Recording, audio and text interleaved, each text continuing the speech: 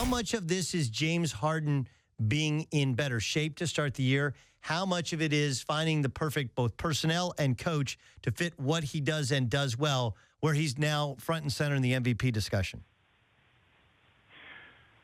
No, all of the above. I think any, really great player in this league, year in and year out, Doug, adds a little something to their game. It may be, the ability to make another shot. It may be the ability to extend their range. It may be the fact that they change their body and get in better condition. And James Harden, to his credit as a professional, as a great player, has done exactly that this season. He came back in great shape. But I think his performance, as much as it has to do with him and his ability, really, you can't give enough credit to Mike D'Antoni in terms of not only his system. We all know that Mike D'Antoni is a great offensive coach, but his ability to come in, turn the key, so to speak, of the car over to James Harden and then get buy-in from his entire team. Because right now what you're seeing in the Houston Rockets is not only superior play by James Harden, but you're seeing a really galvanized group that has great chemistry, truly is the summation of all of its parts. They're playing unselfishly and doing the things it takes to play winning basketball, which, quite frankly, the Rockets have not done the past few seasons. And a lot of that credit goes to Harden's play, but also to Coach D'Antoni's ability to put it all together. Yeah, and he's also empowered Bezdelic to coach his defense, and the guys have listened enough to where they're getting it done and winning games. That's fair, right? No, that's exactly fair. And, Harden, who in previous seasons has been much maligned, Doug, for just not trying or caring at all at the defensive end. I see a little bit different player putting forth some effort, and maybe that's because he's being pressured to, because defensively their schemes seem to be in line. They rotate properly. They are developing a little bit of trust. So I think all's good at the defensive end, albeit they're not one of the better defensive teams. Yeah. No, it's and some of that is personnel based, and some of that is effort based. Stu Jackson joining us in the Doug Gottlieb Show on CBS Sports Radio. The Warriors won in blowout fashion last night. They scored 41 points in the third quarter on the Detroit Pistons, hit 3 after 3 and separated themselves. And Steph did have a plus 32 in plus minus, but he had 8 turnovers, and there's still some times in which it doesn't look as fluid, and there's not the rim protection. So I guess the question is, we just had all this effuse praise on Houston. Are they a legit contender with the Warriors in the West? Well, I think they're a contender. I don't personally believe the Rockets are capable of beating the Warriors 4 times in a series.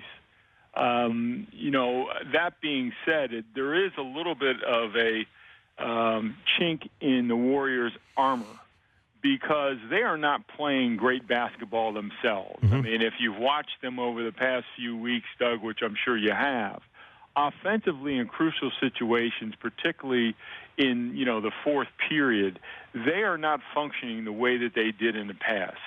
They're playing offense a little bit too much like a jazz quintet, in that there's a solo shot here, a solo isolation here, and not the type of passing and cutting and fluidity that we're used to seeing from the Warriors in the past couple of years. And a lot of that has to do with just incorporating, Kevin Durant. Some of it has to do with the fact that you no longer have that high post center like an Andrew Bogut, who had the ability to make plays, from that area.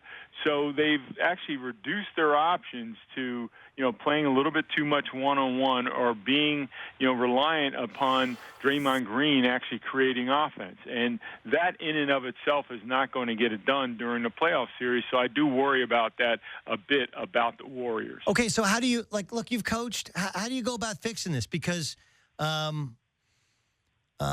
just because, look, I think Steve Kerr is a fantastic coach. He has a great coaching philosophy, but this is a different team. Even the guys that he's had have changed and evolved some.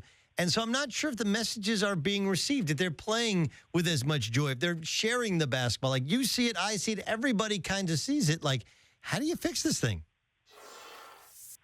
Well, at this level, you correct it through coaching and for lack of another term, communication. I mean, this is a group of men at the Warriors that are high level players and have the character to match their level of play. They need to work it out and figure out what it is they're doing wrong and then go out and execute it. And I for one think that they will do that.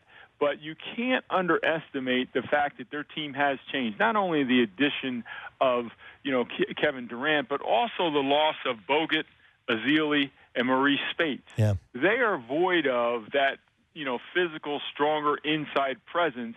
And that's going to change your team defensively in terms of how you have to defend, and certainly offensively, particularly with the losses I mentioned of Bogut, they have one less playmaker. So they need to compensate for those deficiencies. Listen, the past couple of years, the Golden State Warriors have been in the top 2 or 3 in terms of defensive efficiency. That's not the case this year. So they've got some work to do to get themselves back to where they were so that they're, equal on both sides of the ball offensively and defensively.